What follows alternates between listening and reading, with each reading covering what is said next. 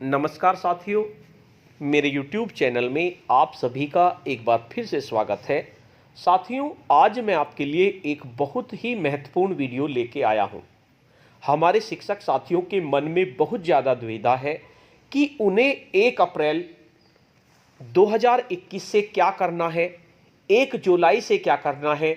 नया सत्र शुरू होगा तो जिन बच्चों का हमने कक्षा 4 में बेसलाइन आकलन किया है वे नए सत्र में अगली कक्षा में आ गए हैं, उनका हमें क्या करना है। इसी तरह से हमारे कक्षा 6 से 8 तक के जो शिक्षक हैं वे भी कंफ्यूज हैं कि वे उपचारात्मक शिक्षण किस तरह से करेंगे, कौन सी बुक का हमें यूज करना है, किस तरह से हमें पढ़ाना है, किस तरह से हमें एंड लाइन करना है। जब बच्चे दूसरी क्लास में आ गए तो क्या उनका हमें दोबारा बेसलाइन आकलन करना होगा। इस तरह के बहुत सारे प्रश्न हमारे शिक्षकों के मन में है। तो आज की इस वीडियो के माध्यम से आपको पता चल जाएगा अप्रैल से मार्च 2022 तक आपको क्या क्या करना है, किस क्लास को किस किताब से आपको पढ़ाना है। और उपचारात्मक शिक्षण चाहे वो कक्षा 1 से 5 तक का हो, चाहे वह आपका कक्षा 6 से 8 तक का हो, उसके बारे में फुल डिटेल में आपको इस वीडियो में पता चल जाएगा कि आपको क्या करना है। साथियों, इसके लिए जरूरी है कि आप इस वीडियो को ध्यान से देखें। अगर आपने वीडियो ध्यान से नहीं देखी तो आपको समझ में नहीं आएगा, लेकिन अगर एक बार आपने इस वीडियो को ध्यान से सुन लिया तो आपका सभी कंफ्यूजन दूर हो जाएंगे, आपको क्लियर हो जाएगा कि आपको कब क्या करना है। तो साथियों, वीडियो को ध्यान से देखिए। साथियों, वीडियो को शुरू करने से पहले मैं आपको बता देना चाहता हूं, अगर चाहते हैं इस तरह की इंफॉर्मेटिव वीडियो आपको एक प्लेटफॉर्म पर मिले तो उसके लिए मैंने इंफॉर्मेटिव वीडियो व्हाट्सएप ग्रुप और इंफॉर्मेटिव वीडियो टेलीग्राम ग्रुप बनाए हुए हैं। आप चाहें तो मेरे ग्रुप से जुड़ सकते हैं। ग्रुप का लिंक आपको वीडियो के डिस्क्रिप्शन बॉक्स में मिल जाएगा, जिस पे क्लिक करके आप मेरे ग्रुप से जुड़ सकते हैं। तो चलिए देखते हैं किस तरह से हमारे कंफ्यूजन इस वीडियो के माध्यम से दूर होंगे। क्या क्या चीजें हम करेंगे। तो इससे पहले कि मैं ये सब शुरुआत करूं, ये जानना बहुत जरूरी है कि ये साल जो है ये बहुत ही स्पेशल साल है। इस समय में बच्चे कोविड के कारण लगभग एक पूरे के पूरे साल के गैप के बाद में वापस आ रहे हैं। तो इस समय में हमें बहुत जरूरी है ये समझना कि उपचारात्मक शिक्षण जो है ये करना प्रत्येक ग्रेड के लिए जरूरी है। कक्षा 2 से लेकर कक्षा 8 तक के सभी बच्चों के लिए जरूरी है। तो अगर अब इसमें हम सफलता पा लेते हैं, अगर हम इसे 100% तरीके से इम्प्लीमेंट कर लेते हैं, तभी जाकर हम आगे सामान्य शिक्षण शुरुआत कर सकते हैं। तो इसीलिए हमने पिछले महीने के YouTube लाइव में भी इस बारे में बात किया था और इस महीने दोबारा बात कर रहे हैं। इस समय में कई तरह के डाउट्स हैं जो हमें आप लोगों से सुनने को मिले, तो उन सब को कोशिश करेंगे कि आज के सत्र में हम एड्रेस करें। तो सबसे पहले 4 बातें हैं जो आज के सत्र से आप जान पाएंगे। पहली बात, उपचारात्मक शिक्षण करना कब है। दूसरा, इसको करने के लिए आपके साधन क्या क्या हैं। तीसरा, इसको जिसे हमें देना है, हमारा जो मुख्य स्टेक होल्डर है छात्र, उसको इसे अच्छे तरीके से, इफेक्टिव तरीके से आगे बांट पाने के लिए हमें छात्रों को किस तरह के समूह में बांटना है। और चौथा, आपके कुछ सवाल थे जो हमारे पास में अलग अलग माध्यमों से आए, SRGs के माध्यम से आए, तो हम उनका उत्तर देंगे। तो सबसे पहले बात करते हैं उपचारात्मक शिक्षण कब करना है। तो मार्च के अंदर अभी छात्रों का वापस आवागमन हुआ है हमारे विद्यालयों के अंदर।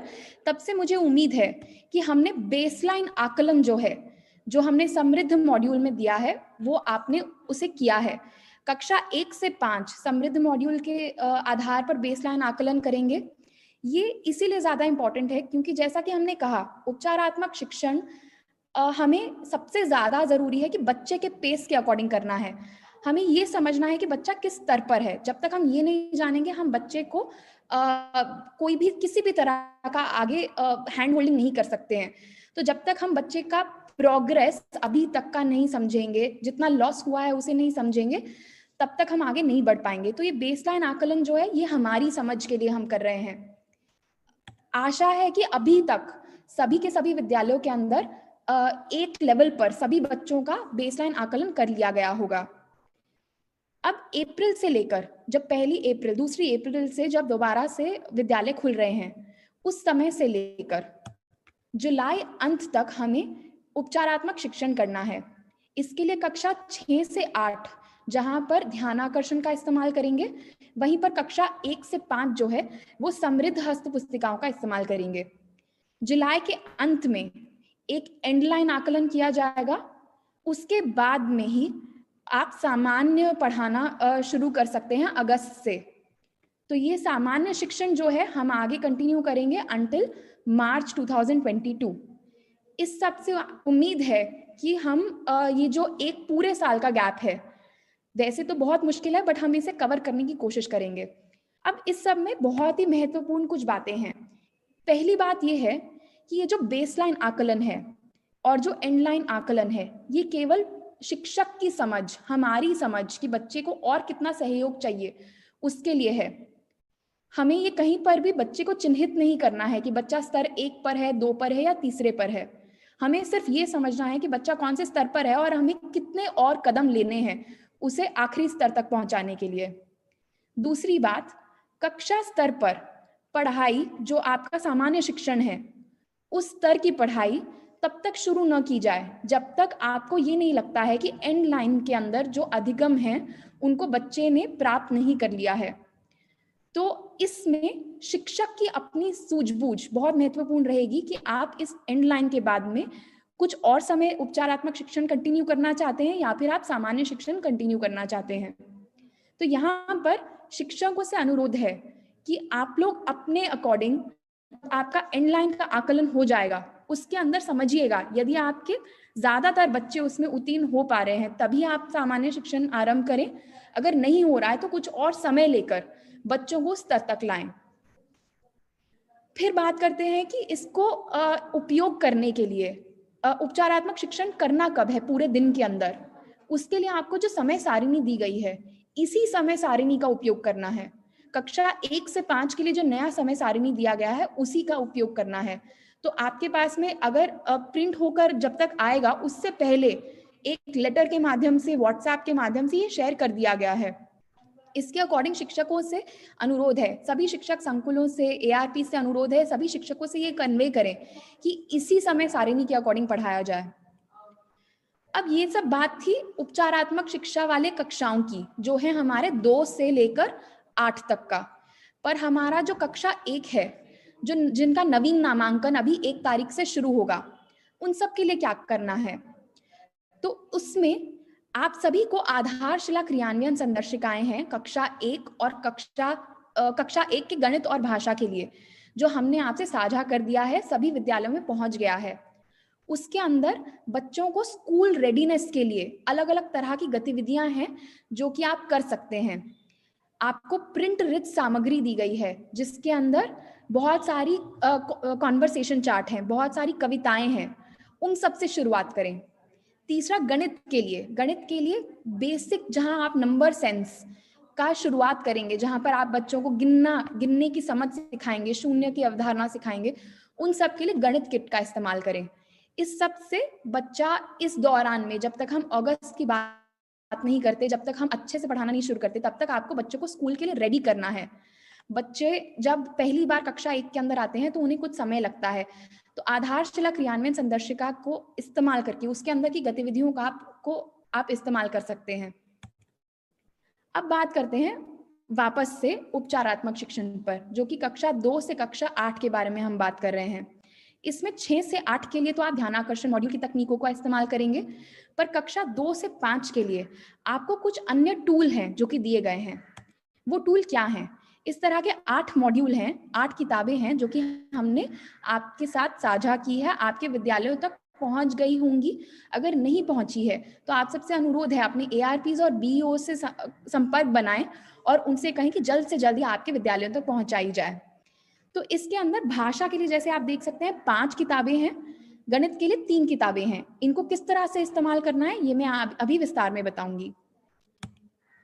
साथ ही साथ में यदि आपके पास में अभी तक आपको ये मॉड्यूल नहीं मिले हैं, अगर आपके विद्यालय में पहुंच गए हैं, तो कृपया अभी आने वाले सेशन के लिए उन्हें अपने हाथ में रखें। इस सेशन को सुनने के पहले इसे पॉज करें, अभी पहले किताबों को उठाएं और हाथ में रखकर बैठें, तभी आपको इस प्रशिक्षण का फायदा मिलेगा। और अगर आपके पास में अभी तक ये विद्यालय में नहीं पहुंची है तो ये एक लिंक है जिसको आप अगर अपने व्हाट्सएप पर टाइप करेंगे या अपने ब्राउजर में टाइप करेंगे तो इसके अंदर आपको पीडीएफ मिल जाएगा, साथ ही साथ में गाइडलाइन भी मिल जाएगी जो कि हमने यहाँ एसपीओ से आप तक भेजी है कि इनका इस्तेमाल कैसे करना है। तो आशा करती हूँ आप इसका यहाँ पर स्क्रीनशॉट ले सकते हैं। यहाँ पर इसको मैं उम्मीद करती हूँ सभी लोग इस लिंक को खोल करके देखेंगे, कोशिश करेंगे। यदि आपके पास में समृद्ध मॉड्यूल नहीं है, अगर आपके पास में है तो इस समय पर ये अच्छा मौका है कि आप ये किताबें उठा लें ताकि आने वाले सत्र में आपको समझ में आए कि उसको इस्तेमाल कैसे करना है। अब बात करते हैं कि भाषा के अंदर कौन सी कक्षा में कौन सी किताब इस्तेमाल होनी है। तो इसमें कई चीजें हैं जो हम आपको बताएंगे। जैसे आप देख सकते हैं हर कक्षा के अंदर कौन सी शिक्षण संदर्शिका का इस्तेमाल होगा, पहले मैं ये बताऊंगी। फिर अभ्यास पुस्तिका कौन सी इस्तेमाल होगी वो बताया जाएगा। फिर ये बताया जाएगा कि बेसलाइन आकलन और एंडलाइन आकलन करना है या नहीं करना। तो यहाँ पर सबसे पहले आपको ये समझना होगा कि ये जो कक्षाएं हैं ये कक्षा 1 अप्रैल से मान्य होगी। तो वो बच्चा जो कि अभी तक आपके पास कक्षा 1 में है वह कक्षा 2 में हो जाएगा, ये उसके अनुसार बताया जा रहा है। तो अगर हम इन सभी कक्षाओं को देखें तो उनके लिए पिछला पूरा का पूरा साल वॉश आउट है। तो पुराना साल 1 ग्रेड -1 से हम शुरुआत करेंगे। तो जब हम संदर्शिका की बात करते हैं तो मैं बताती हूँ कौन कौन सी यूज करनी है। तो कक्षा 2 का जो शिक्षक है वो कक्षा 1 की समृद्ध संदर्शिका का इस्तेमाल करेगा। ये इसलिए इंपॉर्टेंट है क्योंकि कक्षा 2 का बच्चा इससे पहले कभी विद्यालय नहीं गया है, उसे कक्षा 1 का नहीं पढ़ाएंगे तो कक्षा 2 का नहीं समझ में आएगा। इसी तरह से कक्षा 3 और 4 को एक ग्रुप में बना दिया गया है। इन दोनों कक्षाओं के लिए यदि मैं कक्षा 3 की शिक्षक हूं या मैं कक्षा 4 की शिक्षक हूं, मुझे कक्षा 2 और 3 की समृद्ध संदर्शिका का इस्तेमाल करना है। फिर कक्षा 5 की बात करते हैं। कक्षा 5 के अंदर मुझे कक्षा 4 और 5 के स्तर वाली संदर्शिका का इस्तेमाल करना होगा। अब इसी के साथ साथ इसके कॉम्प्लीमेंट्री कौन सी अभ्यास पुस्तिकाएं हैं जिनका इस्तेमाल बच्चों के साथ करना होगा। तो उसमें कक्षा 2 के अंदर आप कक्षा 1 की कलरव का इस्तेमाल करेंगे, उसकी कार्य पुस्तिका का इस्तेमाल करेंगे क्योंकि बच्चे के पास में अभी वही उपलब्ध है। कक्षा 3 और 4 के लिए हमने 2 स्तर की आपको कुछ किताबें दे दी हैं, आप इन अभ्यास पुस्तिकाओं का इस्तेमाल करें। फिर कक्षा 5 के लिए आप कलरव की दोबारा से कक्षा 4 की कार्य पुस्तिका का इस्तेमाल करें। अब इसके अंदर बेसलाइन आकलन और एंडलाइन आकलन जो है कक्षा 2 के अंदर करने की आवश्यकता नहीं है क्योंकि हमें मालूम है बच्चा पिछला पूरा साल विद्यालय नहीं गया तो उसे उसी स्तर पर पढ़ने की जरूरत है। पर बाकी सब के अंदर हमें बच्चे को असेस करने की जरूरत है, ये देखना है कि बच्चा कौन से स्तर पर है। अब यहाँ पर जब आप असेस करेंगे बच्चे को तो ऐसा हो सकता है कि बच्चा या तो एक स्तर नीचे हो सकता है या फिर अपने ही स्तर पर हो सकता है। तो उसके आधार पर आप जो अभ्यास पुस्तिका है उसको बच्चे को छोटे लेवल का भी दे सकते हैं और बड़े लेवल का भी दे सकते हैं।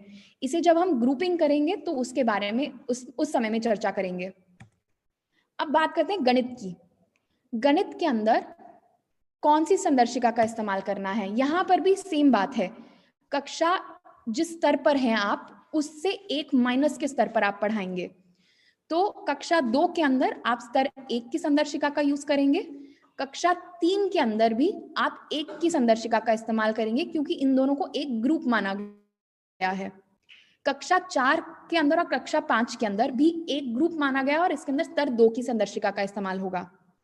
साथ ही में इसके अंदर अभ्यास पुस्तिकाएं जो हैं कोई नई नहीं दी गई हैं, इसीलिए गिन तारा की अभ्यास पुस्तिका का इस्तेमाल किया जाएगा। इसी तरह से बेसलाइन और एंडलाइन आकलन जो है वो दिया गया है। कक्षा 2 के अंदर करने की आवश्यकता नहीं है क्योंकि हमें मालूम है कि बच्चा पहले कभी विद्यालय नहीं आया है। अब बात करते हैं कि इन सब बच्चों को अगर मैं कौन सी शिक्षक हूं और कौन सी किताब यूज करूंगी ये तो पता चल गया, पर मेरे पास में कौन से स्तर के बच्चे बैठेंगे ये समझना है। तो इसके अंदर भाषा और गणित के अंदर हर कक्षा के अनुरूप मैं बताऊंगी। तो पहला है कक्षा 2। कक्षा 2 के अंदर क्योंकि हमें मालूम है कि बच्चे का स्तर, सभी बच्चों का स्तर लगभग एक बराबर रहेगा, इसीलिए कोई ग्रुपिंग नहीं की जाएगी। कक्षा 3 के अंदर बेसलाइन क्योंकि आपने किया है उसके आधार पर स्तर 1 या स्तर 2 मिलेगा। स्तर अगर 1 है तो उसे स्तर 1 की कार्यपुस्तिका दी जाएगी, स्तर 2 है तो उसे स्तर 2 की कार्यपुस्तिका दी जाएगी। इसी तरह से कक्षा 4 के अंदर भी होगा। अगर बच्चा स्तर 1 पर है बेसलाइन के आधार पर तो उसे 1 की कार्यपुस्तिका दें, अगर 2 पर है तो 2 की। साथ ही में कक्षा 5 के अंदर भी इसी तरह से पढ़ाया जाना है। यदि आप संदर्शिका को पढ़ेंगे तो वो बताता है कि आपको 2 स्तरों में अगर अपनी कक्षा को बांटना है तो किस तरह से पढ़ाना है। अब इसके अंदर आप शिक्षक के ऊपर है। यदि आपका विद्यालय जो है वो कम शिक्षकों का विद्यालय है, 5 से कम शिक्षक हैं, तो उसमें आप बच्चों को आगे पीछे एक दूसरे के कक्षा में भी कुछ समय के लिए बिठा सकते हैं। जैसे ही उसका वो स्तर कंप्लीट हो जाए उसे अपने लेवल पर लेकर आना है। बच्चे को अपने स्तर तक पहुंचाना बहुत आवश्यक है। सिमिलर तरीके से गणित के अंदर अगर बात करें तो कक्षा 2 के अंदर कोई ग्रुप नहीं बनेगा, कक्षा 3 के अंदर भी कोई ग्रुप नहीं बनेगा, क्योंकि हम कक्षा 2 और 3 को एक ही ग्रुप की तरह मान रहे हैं। कक्षा 4 के अंदर बेसलाइन के आधार पर आप स्तर 1 या 2 डिफाइन करेंगे, कक्षा 5 के अंदर भी सेम तरीके से होगा। अब इस सब के अंदर कई तरह की बातें आती हैं जो आपकी तरफ से प्रश्न आते हैं। तो उसके अंदर सबसे पहला प्रश्न हमारे पास में कई बार आया है कि ये जो समृद्ध मॉड्यूल है, इसको यदि हमें 100 दिन के कैंपेन में पूरा करना है तो इसके अंदर केवल 8 या 10 हफ्ते की शिक्षण योजना क्यों दी गई है? इसका मायना ये है कि आपके पास में पूरे 100 दिन भी नहीं, आप ये मानकर चलें कि आपके पास में जुलाई तक का समय, और जुलाई भी अगर कम पड़ता है तो उसके बाद का भी समय है, जिसके अंदर आपको बच्चों को कम से कम इन शिक्षण योजनाओं का कार्य पूरा कराना है। इसके अंदर गति जो है वो हमारे अनुसार नहीं, बच्चे के अनुसार चलेगी। यदि आपकी कक्षा का स्तर बढ़ता चला जा रहा है तो आप जल्दी जल्दी भी बढ़ सकते हैं। यदि बच्चों का स्तर नहीं बढ़ रहा है तो आप और समय ले सकते हैं। दूसरा चीज, ये फैसला कि आप ज्यादा समय लेंगे या कम समय लेंगे, ये आपके द्वारा किया जाना है, ये शिक्षक का फैसला रहेगा, क्योंकि अपनी कक्षा को केवल आप जानते हैं। फिर 5 या 5 से कम वाले शिक्षकों के संख्या वाले विद्यालयों के अंदर हमने जो ग्रुपिंग दिया है वो सांकेतिक है। उसके आधार पर आप बच्चों को मिलाकर के कक्षा को मिलाकर के पढ़ाना है या अलग अलग करके पढ़ाना है वो आप समझ सकते हैं, पर कौन सा कार्य बच्चे की तरह, बच्चा कहाँ बैठेगा वो आप अपने अकॉर्डिंग देखेंगे, पर बच्चे को कौन सा कार्य देना है वो सांकेतिक ग्रुपिंग के अकॉर्डिंग किया जाएगा, जो हमने अभी आपको बताया है। फिर क्योंकि अभी 50% उपस्थिति है बच्चों की, इस कारण में आवश्यक रहेगा कि आप बच्चों को गृह कार्य और ई पाठशाला के लिए भी जो हमने कार्य दिए हैं उसके माध्यम से आप लगातार बच्चे को जोड़े रखेंगे, ताकि वो बच्चा भूले नहीं। जितना भी प्रयास हम कर सकते हैं, जितना भी जल्दी हम करेंगे, उतना जल्दी हमें उपचारात्मक शिक्षण पूर्ण करना है, ताकि हम सामान्य पढ़ाई जल्द से जल्द शुरू कर सकें। तो ये था कि हम किस तरह से सामान को इस्तेमाल करेंगे, जो हमारे टूल्स हैं उन्हें कैसे इस्तेमाल करेंगे, बच्चों को कहाँ बिठाएंगे, हम कौन सी किताब का इस्तेमाल।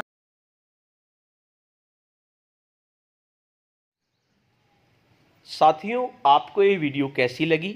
अगर आपको ये वीडियो अच्छी लगती है तो इस वीडियो को शेयर करें ज़्यादा से ज़्यादा शिक्षक साथियों के साथ, और वीडियो को लाइक करें और वीडियो पे कमेंट्स करें।